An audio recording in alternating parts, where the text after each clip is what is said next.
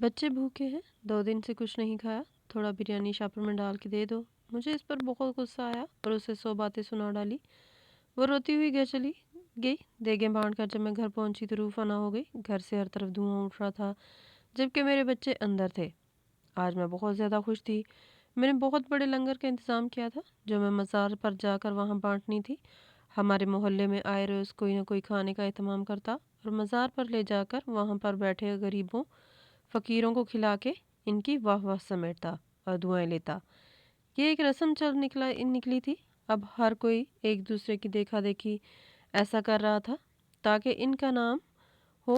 میری پڑوسن ارم مجھے کہہ کے گئی تھی کہ تم تو بہت دل والی ہو، آئے روز تم کوئی نہ کوئی صدقہ خیرات کرتی رہتی ہو اور غریبوں کو پیٹ بھر کے کھانا کھلاتی ہو، جبکہ سامنے والی فوزیہ بہت کنجوس ہے۔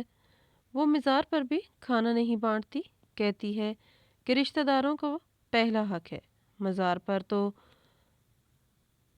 بہت سارے لوگ کھانا بانٹتے ہیں، لیکن اللہ تعالیٰ کا فرمان ہے کہ پہلے اپنے غریب رشتہ داروں کی مدد کی جائے، اور میں اپنی غریب رشتہ داروں کو راشن دلواتی ہوں، انہیں ہی زکوٰۃ دیتی ہوں جو بیوہ اور طلاق یافتہ ہیں، جن کے چھوٹے چھوٹے بچے ہیں۔ ارم بات مکمل کر کے میری طرف دیکھنے لگی تھی اور کہنے لگی تھی کہ تمہاری نند بھی تو بیوہ اور غریب ہے نا۔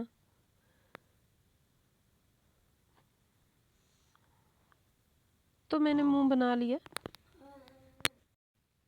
میں نے کہا وہ بس مفت خور ہے اور اس کی نظر میرے شوہر کے پیسے پر ہے، ورنہ ہٹی کٹی ہے، خود کما کے کھا سکتی ہے۔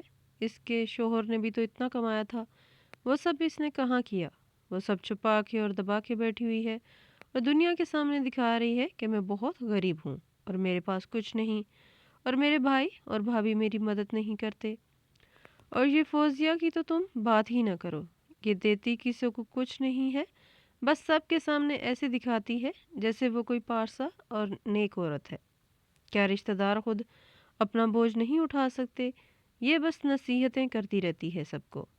ارم کی بات مجھے اچھی نہیں لگی تھی۔ اس نے میری نند کا ذکر کر کے میرا سارا موڈ کا بیڑا غرق کر دیا تھا۔ پھر ارم مجھے اللہ حافظ کہہ کر اپنے گھر چلی گئی۔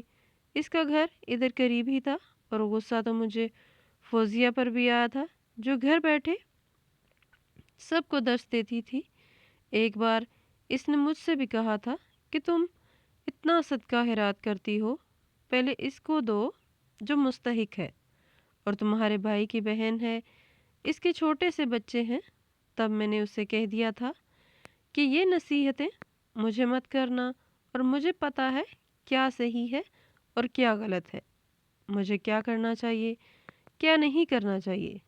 تب سے میں نے فوزیہ کے گھر آنا جانا بھی چھوڑ دیا تھا اور وہ بھی میرے گھر نہیں آتی تھی۔ اب صبح صبح ان دونوں کی ناپسندیدہ شخصیت کی ذکر سن کر میرا سارا موڈ خراب ہو گیا تھا، لیکن پھر میں نے یہی سوچا کہ میں اپنا موڈ کیوں خراب کروں۔ میں اپنی تیاری میں لگ گئی۔ صبح سویرے میں بڑی عجلت سے اٹھی تھی کیونکہ آج مجھے سب سے بڑا کام کرنا تھا، اور وہ کام کچھ یوں تھا کہ میں نے آج مزار پر نیاز بانٹنے جانا تھا۔ مزار کے ساتھ ہی ایک کچی آبادی موجود تھی۔ اس کچی آبادی کے غریب لوگوں میں یہ نیاز بانٹتی تو میرے دل کو بے حد سکون ملتا، اس لیے آج ہی میں نے جلدی سے اٹھنے میں عافیت سمجھی، سب کے لیے ناشتہ بنایا اور پھر نیاز بنانے لگ گئی۔ میری چھوٹی بچیاں میری مدد کر رہی تھی۔ میری دونوں بیٹیاں، ایک 8 سال کی اور دوسری 5 سال کی، میرے ساتھ کام کرنے میں مصروف تھیں۔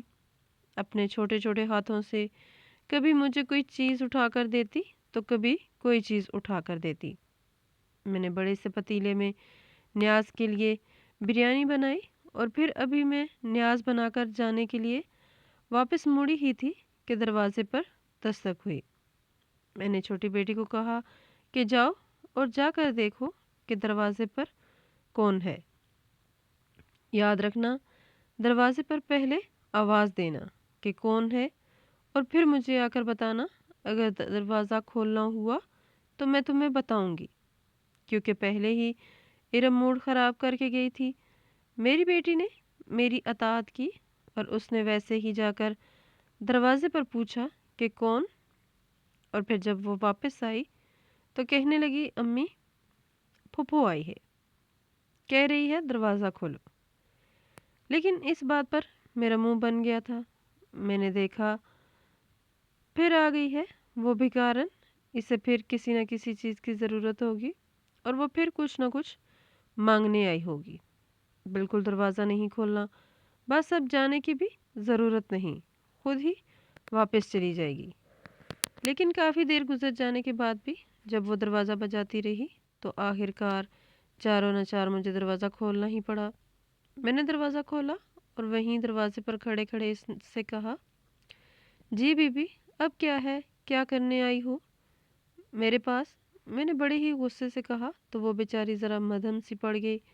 شرمندہ ہوتے ہوئے اس نے نیچے دیکھا اور کہنے لگی، بھابھی مجھے کچھ کھانے کی ضرورت تھی، 2 دن سے میری بچیاں بھوکی ہیں، میں بس اس لیے آئی تھی کہ اگر آپ کے پاس کچھ کھانے کے لیے ہے تو دے دیں، میں کام ڈھونڈ رہی ہوں، مجھے جیسے ہی کام ملا میں آپ کا جو سارا قرضہ ہوگا وہ سارا قرض بھی لوٹا دوں گی، آپ بس مجھ پر احسان کر دیجئے، آپ مجھے کچھ کھانے کے لیے دے رہی ہیں، اگر کچھ نہیں ہے تو کچھ پیسے دے دیجئے تاکہ میں اپنی بچیوں کو کچھ کھلا سکوں، میں خود تو بھوکے پیٹ رہ سکتی ہوں لیکن میں اپنی بیٹیوں کو کیسے بھوکے پیٹ رکھوں؟ اس نے آنسوؤں سے تر اپنی آنکھیں میری طرف اٹھا کر کہا تو مجھے اس پر مزید غصہ آیا۔ 1 سال ہو گیا تھا اسے اسی طریقے سے مجھ سے مانگتے ہوئے، اگر میں اسے انکار کرتی تو وہ مجھ سے اپنے بھائی کا پوچھتی اور مجھے اس بات پر بالکل بھی اچھا نہ لگتا، کیونکہ اگر میرے شوہر کو اس بات کا پتہ چلتا تو وہ میری نند کی بڑے اچھے طریقے سے کفالت کرتے، اور تو اور انہیں اپنے گھر میں بھی رہنے کے لیے بول دیتے۔ لیکن مجھے یہ سب کچھ نہیں چاہیے تھا، مجھے اپنے گھر پر صرف اپنی حکمرانی چاہیے تھی اور دوسروں پر رعب جمانا تھا، اور نند سے تو میری ویسے بھی نہ بنتی تھی، اسی لیے میں نے اسے آج بھی پہلے کی طرح یہی کہہ دیا کہ آج میرے پاس کچھ نہیں ہے، چلی جاؤ یہاں سے، پیسے کوئی درختوں پر تو نہیں اگتے کہ انسان ہر کسی پر بانٹتا پھرے، اور نہ ہی گھر میں کھانا موجود ہے، اگر ذرا پہلے آ جاتی تو میں اپنے بچوں کا بچا ہوا کھانا آپ کو دے دیتی، لیکن اب تو میں نے وہ بھی کتے کے آگے ڈال دیا۔ اب آپ کے لیے بہتر یہی ہوگا کہ آپ یہاں سے چلی جائیں، اگر تمہارا بھائی آیا اور اس نے تمہیں اس طریقے سے مانگتے ہوئے دیکھا تو بہت غصہ کرے گا، اور چلی جاؤ یہاں سے، میں نے کہا تو اس نے آنکھوں سے آنسو صاف کیے اور کہا، بھابھی خدا کے لیے مجھ پر رحم کریں، کچھ کھانے کے لیے دے دیں،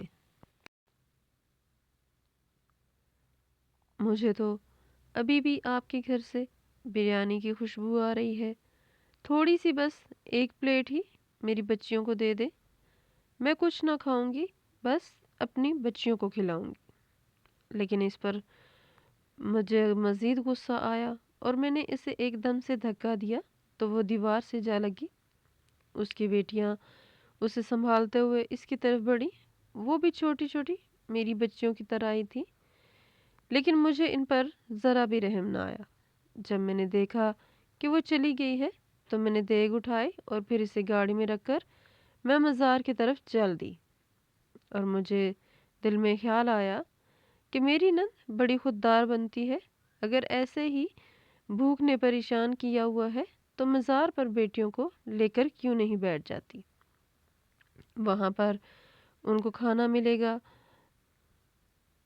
لیکن صرف مجھے پریشان کرنا تھا، اور اس کی نظر اپنے بھائی کے پیسے پر ہے، اگر آج میں اسے پیسے دوں، کھانا دوں تو کل یہ جائیداد میں حصہ مانگنے لگ جائے گی۔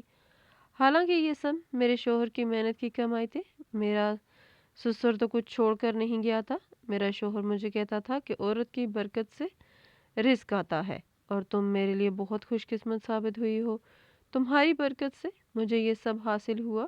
شوہر کی ایسی باتیں سن کر مجھے خود پر ناز ہوتا تھا ظاہر ہے میں کیوں فخر نہ کرتی، میری ہی برکت سے اسے یہ سب کچھ ملا تھا۔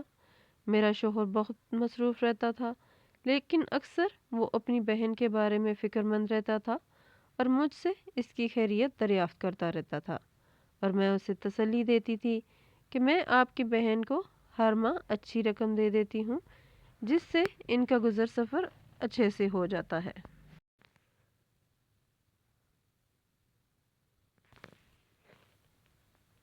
اور میرے شوہر یہ سن کر میرے اور گرویدہ ہو جاتے اور میرا احسان مند ہو جاتا کہ میں ان سب کا کتنا خیال کرتی ہوں۔ میرے شوہر کو پتہ نہیں تھا کہ میں اپنی نند کو ایک پھوٹی کوڑی نہیں دیتی۔ میں اپنی سوچوں میں گم تھی کہ مزار بھی آ گیا۔ میں بڑے فخر سے مزار میں اتری۔ مجھے پتا تھا سب لوگ میرا انتظار کر رہے ہیں، کیونکہ آج جمعرات ہے۔ مزار جانے کے بعد میں نے مزار پر آنے والے سبھی لوگوں میں وہ لنگر تقسیم کیا، پھر اس کے ساتھ لگتی کچی آبادی میں غریب لوگوں میں بھی بانٹنا شروع کر دیا۔ ہر کوئی میرے پاس آ رہا تھا اور مجھ سے وہی نیاز مانگ رہا تھا، اور ساتھ ساتھ مجھے ہمیشہ کی طرح بہت ساری دعائیں بھی دے رہا تھا۔ اب تو یہ روز کا معمول ہو چکا تھا۔ تقریباً ہر ہفتے میں ایسے ہی نیاز بناتی اور پھر ایسے ہی لوگوں میں تقسیم کرتی۔ یہاں کچی آبادی کے یہ لوگ میرے ساتھ اتنے زیادہ اٹیچ ہو گئے تھے کہ انہیں اب میرا نام بھی پتہ چل چکا تھا۔ وہ سارے مجھے جانتے تھے۔ یہی وجہ تھی کہ میں اب ان کے دلوں میں گھر کرنے کے لیے ہر جمعرات کو آ کر نیاز بانٹتی تھی۔ آج بھی میں نے ایسے ہی نیاز بانٹی اور پھر خالی دیگ واپس لیے اپنے گھر لوٹ آئی۔ لیکن جیسے ہی میں اپنے گھر کے سامنے اپنی گاڑی سے اتری تو سامنے کا منظر دیکھ کر میرے پاؤں کے نیچے سے زمین نکل گئی۔ مجھے یوں لگا جیسے آسمان میرے سر پر آن ٹوٹا ہو۔ ایک دم سے میرے منہ سے چیخیں نکلنے لگی۔ مجھے بالکل بھی یقین نہ آیا کہ ایسا بھی ہو سکتا ہے۔ میری شادی کو 10 سال ہو چکے تھے، اور ان 10 سالوں میں اللہ تعالیٰ نے مجھے 2 اولادوں سے نوازا تھا، اور دونوں ہی بیٹیاں تھیں۔ مجھے ان سے بے حد محبت تھی۔ اللہ تعالیٰ نے ہمیں ہر چیز سے بہت نوازا تھا۔ میرا شوہر ایک مخلص اور اچھا دل رکھنے والا ایک اچھا انسان تھا۔ میرے شوہر کے ساتھ پسند کی شادی تھی۔ ہم دونوں ہی ایک یونیورسٹی میں پڑھتے تھے۔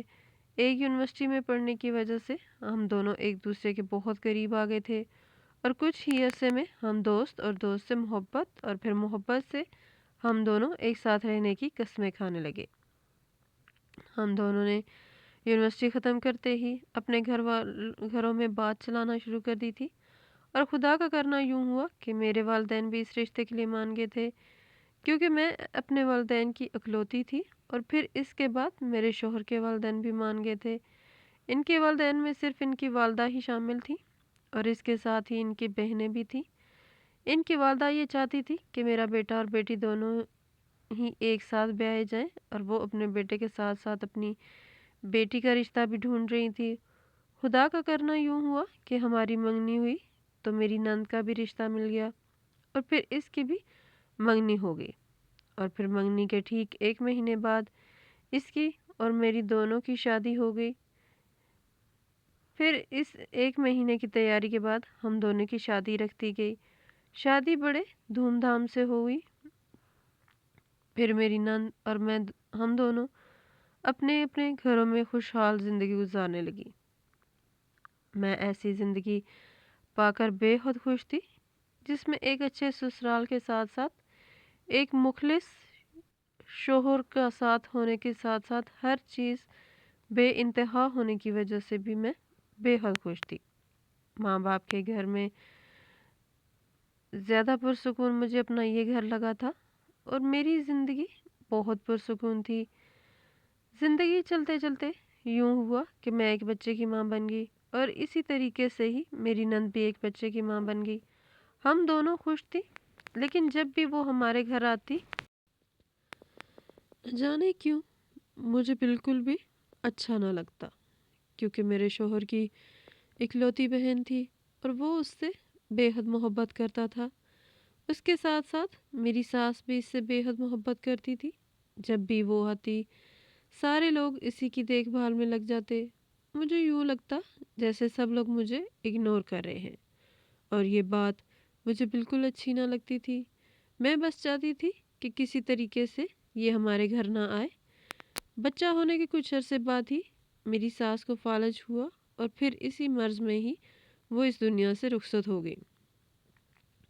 اس کے چلے جانے کے بعد مجھے یوں لگا جیسے اس گھر میں مکمل طور پر میرا اپنا ہی راج ہے۔ میں اس گھر پر جو راج کرنا چاہتی تھی وہ راج آج مجھے مل چکا تھا۔ ساس کی آخری رسومات ادا ہونے کے بعد جب میری نند اپنے گھر گئی تو اس کے بعد وہ جب بھی میں کے آتی میں اسے اکثر اپنے شوہر سے نہ ملنے دیتی، کیونکہ میں نہیں چاہتی تھی کہ وہ دوبارہ سے میرے شوہر کے دل میں اپنے لیے جگہ بنا سکے۔ میں ویسے بھی ان دونوں بہن بھائی کے پیار سے بہت حسد کرنے لگی تھی۔ نہ جانے کیوں میں چاہتی تھی کہ بس میرا شوہر اپنی بہن سے مکمل طور پر دور ہو جائے، کیونکہ مجھے لگتا تھا کہ اگر میرا شوہر اپنی بہن کے ساتھ ایسے ہی پیار سے پیش آتا رہا تو وہ اسے اس تمام جائیداد میں سے اور اس گھر میں سے آدھا حصہ لازمی دے دے گا، یا پھر وہ اپنا حق مانگے گی تو وہ لازمی دے دے گا، کیونکہ یوں ہوا تھا کہ میرے شوہر کو BSc کرنے کے بعد ایک اچھی فرم میں جاب مل گئی تھی اور اسی جاب کی وجہ سے ہمارے دن بہت خوشحال ہو گئے تھے۔ اب کھانے پینے حتیٰ کی ضرورت کی تمام چیزیں گھر پر موجود ہوتی تھی اور گھر خوشحالی اور سکون کچھ زیادہ آ گیا تھا۔ ہر چیز بے حد ہمارے گھر میں موجود رہتی اور اب سب کچھ بے تحاشا ہونے کی وجہ سے شاید میرا دل بھی آہستہ آہستہ سکڑنے لگا تھا۔ میرے دل میں جو غریبوں کے لیے جذبہ تھا وہ آہستہ آہستہ معدوم ہونے لگا۔ زیادہ سے زیادہ اپنی نند کے لیے میں چاہتی تھی کہ اسے ہمارے گھر میں سے پھوٹی کوڑی بھی نہ ملے، اور جب بھی وہ آتی تھی خدا کا کرنا یوں ہوتا تھا کہ میرا شوہر گھر پر ہی موجود نہ ہوتا اور وہ اپنے بھائی سے مل ہی نہ پاتی، اور میرا رویہ دیکھ کر وہ فوراً ہی اپنے گھر کی طرف چلی جاتی۔ یوں زندگی کے تقریباً 8 سال گزر گئے تھے۔ اس کے ہاں بھی خدا نے 2 بیٹیاں دی تھی اور میرے ہاں بھی، لیکن 8 سال بعد نہ جانے کیا ہوا تھا کہ اس کا شوہر اچانک ہی دل کا دورہ پڑنے کی وجہ سے اس دنیا سے رخصت ہو گیا تھا اور وہ مکمل طور پر اکیلی ہو گئی تھی، اور ایک دفعہ پھر میرے سر پر خطرہ منڈلانے لگا تھا۔ بڑی مشکل سے میری ساس سے میری جان چھوٹی تھی۔ اب مجھے لگ رہا تھا کہ میری بیوہ نند آ کر میرے گھر میں ڈیرا جما لے گی اور اس کا بھائی بچیوں سمیت اس کو ادھر لے آئے گا۔ اس کا آگے پیچھے اور کوئی نہیں ہے۔ اب یہ خوف ہر وقت مجھے کھا ہی جاتا۔ میں زیادہ سے زیادہ کوشش کرتی تھی کہ میری نند کا اور میرا آمنا سامنا نہ ہو۔ جو کچھ اس کا شوہر کما چکا تھا وہ کچھ مہینوں کے لیے تو کام آتا رہا، لیکن پھر اس کے بعد وہ بھی ختم ہو چکا تھا۔ جیسے ہی وہ سب ختم ہوا وہ وقت بے وقت ہم سے مدد مانگنے کے لیے چلی آتی۔ پہل تو میں اس پر ترس کھا کر کچھ نہ کچھ اسے دے دیتی تھی، تاکہ کہیں ایسا نہ ہو کہ وہ میرے شوہر کے پاس چلی جائے یا پھر اسے کال کر کے یہ بتا دے کہ میں آپ کے پاس مدد کے لیے آئی تھی اور آپ کی بیوی نے میری مدد نہیں کی۔ اس وجہ سے میں اسے کچھ نہ کچھ پیسے یا پھر کھانا پینا دیتی رہتی تھی۔ وہ تقریباً 2 ماہ 3 ماہ بعد آتی۔ میں نہیں جانتی تھی کہ وہ اپنا گزارا کیسے چلاتی تھی، وہ کیا کام کرتی تھی اور کیا نہیں، اپنی بیٹیوں کو پڑھا رہی تھی یا نہیں، لیکن جو بھی تھا میرے سر سے بلا ٹلی ہوئی تھی اور میرے لیے یہی بہت تھا۔ لیکن جب بھی وہ آتی اور اگر میں اسے کچھ دیتی تو پہلے میں اس سے خوب باتیں کرتی، اسے اتنا کچھ سناتی کہ اس کا دل ہی نہ کرتا کہ وہ مجھ سے کچھ لے، لیکن اپنی بیٹیوں کو بھوکا دیکھ کر وہ مجبوری کے طور پر مجھ سے پیسے لے لیتی اور کہتی کہ بھابھی میں بہت جلدی آپ کو سب لوٹا دوں گی، اور میں حقارت سے اسے دیکھتی اور اس پر تانے کستی اور اسے واپس بھیج دیتی۔ وہ روتی پلکتی واپس جاتی، اور آج بھی ایسا ہی ہوا تھا۔ آج جب وہ مجھ سے کھانا مانگنے آئی تھی تو میں نے اسے نہ دیا۔ آج تو میں نے حد ہی کر دی تھی۔ مجھے اس پر بے حد غصہ آ رہا تھا۔ میں نے آج کے لیے بریانی بنا رہی تھی اور وہ مجھ سے مانگ رہی تھی۔ مجھے اس کے منہ سے مانگا برا لگا، کچھ بھی نہیں دینا تھا۔ میں نہیں چاہتی تھی کہ وہ بار بار میرے گھر پر آئے، کیونکہ میں چاہتی تھی کہ اس بار اگر میں انکار کر دوں تو وہ دوبارہ میرے گھر مجھ سے پیسے مانگنے کے لیے نہیں آئے گی۔ میں نے دیگ اٹھائی اور مزار کی جانب چلی گئی۔ مزار پر حاضری دینے کے بعد میں نے کچی آبادی کے لوگوں میں ایک بار پھر سے نیاز بانٹنا شروع کی، اور پھر ان سب کی دعائیں لے کر میں نے یہ سمجھا کہ خدا نے مجھے بہت ثواب دیا ہوگا، کیونکہ وہ لوگ مجھے بہت دعائیں دے رہے تھے۔ تب مجھے فوزیہ کا درس یاد آ گیا، جو کہتی تھی کہ رشتہ داروں کی مدد کر کے ان کی دعائیں سمیٹو۔ تو میں یہاں بھی سمیٹ رہی تھی، اور لوگوں کی نظروں میں اچھا بن کر میں جب گھر کی طرف واپس لوٹی اور گاڑی سے باہر نکلی تو سامنے کا منظر دیکھ کر میری چیخیں نکل گئی تھی، کیونکہ سامنے میرے گھر کو آگ لگی ہوئی تھی اور میرے بچوں کی چیخیں مجھے سنائی دے رہی تھی۔ میں چیخنے لگی، ادھر ادھر دیکھنے لگی، مدد کے لیے پکارنے لگی، لیکن کوئی بھی میری مدد نہیں کر رہا تھا۔ میری چیخیں سن کر اور پھر آگ کے شعلے نمودار ہوتے دیکھ کر ادھر ادھر کے کچھ دکاندار لوگوں نے میری طرف آنا شروع کیا، اور پھر جلد ہی فائر بریگیڈ کو بلا لیا گیا۔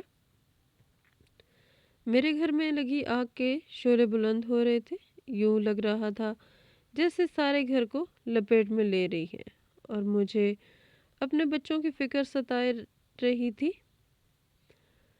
میری آنکھوں سے آنسو بہے جا رہے تھے۔ 2 فائر بریگیڈ بلائی گئی اور آس پاس کے گھروں کے لوگوں نے بالٹیوں اور موٹروں کے پائپ سے بھی پانی ڈالنا شروع کر دیا، لیکن آگ تھی کہ بجھنے میں نہیں آ رہی تھی۔ میں خدا سے بار بار توبہ اور معافی مانگتی رہی اور اپنے بچوں کی زندگی کے لیے دعائیں مانگتی رہی، لیکن جب آگ نے پھر بھی بجھنے کا نام نہ لیا اور مزید بڑھتی گئی تو پیچھے سے مجھے کسی نے پکارا۔ یہ ہمارے محلے کی بڑی خاتون تھی، جو ہر روز صبح ہی صبح سارے محلے میں پھر کر ہر محلے دار کا حال چال پوچھتی تھی۔ یہ ایک ضعیف عورت تھی جس کا اس کے بیٹے کے علاوہ کوئی نہیں تھا، بس وہ اسی محلے کو ہی اپنا خاندان کہتی تھی۔ اس کا وہ بیٹا دوسرے ملک چلا گیا تھا، اور اس کے بعد دوبارہ اس نے کبھی اپنی ماں کا حال ہی نہ پوچھا تھا۔ محلے والوں نے ہی اسے اماں کہنا شروع کر دیا تھا، اور پھر اسی کے ساتھ ہی اسے اس کی مدد کرنے لگے تھے، اور وہ بھی محلے والوں کو اپنا خاندان کہنے لگی تھی، اور صبح ہی صبح ہر محلے دار کے گھر جاتی، اس کا حال چال پوچھتی، اور پھر سارے محلے سے ہو کر واپس اپنے گھر جاتی، تو اس کے لیے محلے میں کسی نہ کسی گھر میں کھانا تیار ہوتا۔ آج اس نے مجھے پکارا تھا۔ میں نے مڑ کر پیچھے دیکھا تو وہ کہہ رہی تھی، دیکھو بیٹی، تو نے ایک بہت بڑا گناہ کیا ہے۔ تم یہ لنگر، یہ اتنا بڑا پتیلا اور نیاز لے کر ہر جمعرات کو جاتی ہو اور وہاں غریبوں میں بانٹتی ہو، اس مزار پر بانٹتی ہو، لیکن کبھی تم نے سوچا ہے کہ تمہارے ارد گرد کے لوگ، تمہارے خاندان کے لوگ جو بھوکے پیٹ سوتے ہیں، ان کی مدد نہ کر کے تم کتنا بڑا گناہ کرتی ہو؟ تم جانتی ہو تمہاری وہ ساری نیکی اس ایک عمل سے ختم ہو جاتی ہے، اور وہ عمل یہ ہے کہ تم اپنے قریبی رشتہ داروں کی مدد نہیں کرتی، ان سے بہت گھٹیا طریقے سے پیش آتی ہو۔ وہ کافی غصے سے مجھے کہہ رہی تھی، تو مجھے حیرت سے ان کی جانب دیکھا اور کہا، اماں یہ آپ کیا کہہ رہی ہیں؟ میں نے تو کبھی کسی کو خالی ہاتھ نہیں لوٹایا، پھر ایسا کیسے ہو سکتا ہے؟ میں تو ہر غریب کی مدد کرتی ہوں، اب بھی جا کر غریبوں میں اتنا کھانا بانٹ کر آئی ہوں۔ تو وہ کہنے لگی، میں کسی اور کی بات نہیں کر رہی، بلکہ تمہاری نند کی بات کر رہی ہوں، جسے تم نے دھوکہ دیا۔ اور وہ دیوار پر جا لگی۔ جب وہ دیوار پر لگی تو اس نے ایک لرزتی ہوئی آواز میں کے ساتھ اللہ کہا تھا، اس وقت تو میں تمہارے گھر آ رہی تھی، لیکن تمہارا اپنی نند کے ساتھ یہ برتاؤ دیکھ کر میں واپس چلی گئی، اور میرے دل سے تمہارے لیے بس یہی دعا نکلی تھی کہ تمہیں سبق ملے، تمہارے ساتھ بھی کچھ ایسا ہو جس سے تمہارا دل ٹوٹے، پھر تمہیں سمجھ آئے گا۔ اب دیکھو خدا کی کرنی کیسی ہوئی، تمہارے گھر میں اچانک ہی آگ لگ گئی، اور اب یہ آگ بجھنے کا نام نہیں لے رہی۔ میں نے اس اماں کی بات سنی تو مجھے ایک دم سے اپنی نند کا خیال آیا۔ میں نے روتے ہوئے اپنے ہاتھ جوڑے اور پھر کہنے لگی، یا اللہ مجھے معاف کر دے، بس میں ابھی اپنی نند کے پاس جاؤں گی اور اس سے معافی مانگوں گی۔ تو میرے بچوں کی حفاظت فرما، میرے شوہر کی حفاظت فرما، بس میرے گھر کی آگ بجھا دے۔ اور پھر کچھ ہی دیر میں وہ آگ بجھا لی گئی۔ میں نے دیکھا، خدا کا شکر تھا کہ میرے بچے بچ گئے تھے، لیکن پھر بھی آگ کے جھلسے انہیں لگ چکے تھے اور ان جھلسوں کی وجہ سے وہ بے ہوش ہو گئے تھے۔ کسی کا ہاتھ جل چکا تھا، تو کسی کا بازو جل چکا تھا، تو کسی کا پاؤں۔ مجھے اپنے کیے پر بے حد شرمندگی ہو رہی تھی۔ مجھے یقین آ گیا تھا کہ بے شک خدا نے مجھے اسی چیز کا ہی صلہ دیا ہے۔ وہ 2 دن کی بھوکی بچیاں جنہیں میں نے کھانا نہیں کھلایا تھا، ان پر کیا گزری ہوگی؟ وہ ابھی تک بھوکی ہوں گی۔ میں نے جلدی سے اپنی بچیوں کو اسپتال چھوڑا اور پھر کچھ پیسوں کا کھانا لیے میں اپنی نند کے گھر آئی تو وہ ماتھے پر پٹی باندھے اپنی بیٹیوں کو اپنے سینے سے لگائے رو رہی تھی اور کہہ رہی تھی، بیٹا مجھے معاف کر دو، میں تم لوگوں کو کھانا نہیں کھلا سکی، لیکن بیٹا بہت جلد ہی ہمارے دن بھی پھر جائیں گے، تم دیکھنا میں بہت جلد ہی تم لوگوں کو بہت اچھا کھانا کھلاؤں گی، بس میری بچی صبر رکھو۔ وہ اپنی روتی ہوئی بچیوں کو اپنی بہتی ہوئی آنکھوں کے ساتھ اپنے سینے سے لگائے بیٹھی تھی۔ مجھے اس پر بے حد ترس آیا تھا اور میں نے کھانا لا کر اس کے سامنے رکھا اور اس سے معافی مانگنے لگی۔ میری اس بات پر اس نے میرے چہرے کو اپنے ہاتھوں میں لیا اور کہنے لگی، بھابھی مجھے معاف کر دو، میں آپ کو بار بار آ کر تنگ کرتی ہوں، لیکن میرے بچے بھوکے تھے، میں نے آپ کو معاف کر دیا ہے، اللہ بھی آپ کو معاف کرے، لیکن آخر کیا ہوا ہے کہ صبح تو آپ نے مجھ سے اتنی بدتمیزی کی تھی اور اب آپ مجھ سے معافی مانگ رہی ہیں، سب خیریت تو ہے؟ تو میں نے فوراً ہی اسے اس بات کے بارے میں بتا دیا کہ میرے گھر میں آگ لگ گئی تھی اور میری دونوں بچیاں جل گئی ہیں، بس تم ان کے لیے دعا کرو۔ میں نے روتا ہوا تو وہ کہنے لگی، چلو بھابھی پہلے ہم تمہاری بیٹیوں کو دیکھ کر آتے ہیں، میں جب تک اپنی بھتیجیوں کو نہیں دیکھوں گی تب تک مجھے چین نہیں آئے گا۔ اس کا دل کتنا نرم اور کتنا صاف شفاف تھا، وہ میری بیٹیوں کے لیے کتنی فکر مند ہو رہی تھی، اور میں نے کیا کیا تھا؟ مجھے حقیقت میں اس سے بے حد شرمندگی ہوئی تھی۔ میں نے اس سے معافی مانگی اور اس سے کہا، تم آرام سے کھانا کھاؤ اور تم آرام کرو، میں بہت جلد ہی تمہارے بھائی کے ساتھ یہاں آؤں گی، تمہاری بھتیجیوں کو بھی یہاں لے آؤں گی، بس خدا کا شکر ہے کہ تمہاری بھتیجیاں بچ گئی ہیں، بس تھوڑا تھوڑا جلسہ انہیں لگ چکا ہے، لیکن اللہ تعالیٰ شفا دینے والا ہے، اب تم مجھے معاف کر دو، میرے سارے رویے پر، میری تمام باتوں پر مجھے معاف کر دو، جن باتوں سے تمہارا دل دکھا میں ان تمام باتوں کی وجہ سے تم سے معافی چاہتی ہوں۔ تو میری اس بات پر میری نند نے مجھے سینے سے لگا لیا۔ اس کی بیٹیاں خوش ہو کر کھانا کھا رہی تھیں اور مجھ سے کہنے لگی، مامی آپ کا بہت شکریہ، اللہ تعالیٰ آپ کو بہت دے، ہم آپ کے لیے بہت دعائیں کریں گی، یہ کھانا آ گیا۔ وہ ایک دوسرے کو دیکھتی ہوئی تالیاں بجاتی ہوئی کھانا کھانے لگی، ان کی خوشی کی انتہا نہیں تھی۔ انہیں یوں خوش دیکھ کر جو آج میرے کلیجے میں ٹھنڈ پڑی تھی وہ کبھی بھی کسی کی بھی مدد کرنے پر نہیں ملی تھی۔ شاید یہی وجہ تھی غریبوں کی مدد کرنے کا اور حقدار تک ان کا حق پہنچانے کا۔ اب میں نے فیصلہ کر لیا تھا کہ اب میں کبھی بھی کسی کے ساتھ بھی ایسا سلوک نہیں کروں گی، خصوصی طور پر اپنی نند اور اس کی بیٹیوں کے ساتھ کبھی بھی ایسا نہیں کروں گی۔ جب بھی میری بیٹیاں ٹھیک ہو گئی تو میں نے اپنے شوہر سے بات کی اور پھر اپنی نند اور اس کی بیٹیوں کو اپنے گھر لے آئی۔ اب خدا کا شکر ہے کہ جب سے میری نند اور اس کی بیٹیاں ہمارے گھر آئی ہیں تب سے اللہ نے ہماری روزی میں برکت ڈالنا شروع کر دیا۔ یوں لگتا ہے جیسے جتنا میرے شوہر کماتے ہیں اس کا دگنا ہو جاتا ہے، اور گھر میں آئے ہوئے تمام راشن کا یوں لگتا ہے جیسے دگنا ہوتا چلا جا رہا ہے۔ شاید یہی برکت ہوتی ہے غریبوں کی مدد کرنے کے، حقدار کو اس کا حق دینے کی۔ خدا ہم سب کے گناہ فرمائے، آمین۔ پلیز میرے چینل کو سبسکرائب کریں، شیئر کریں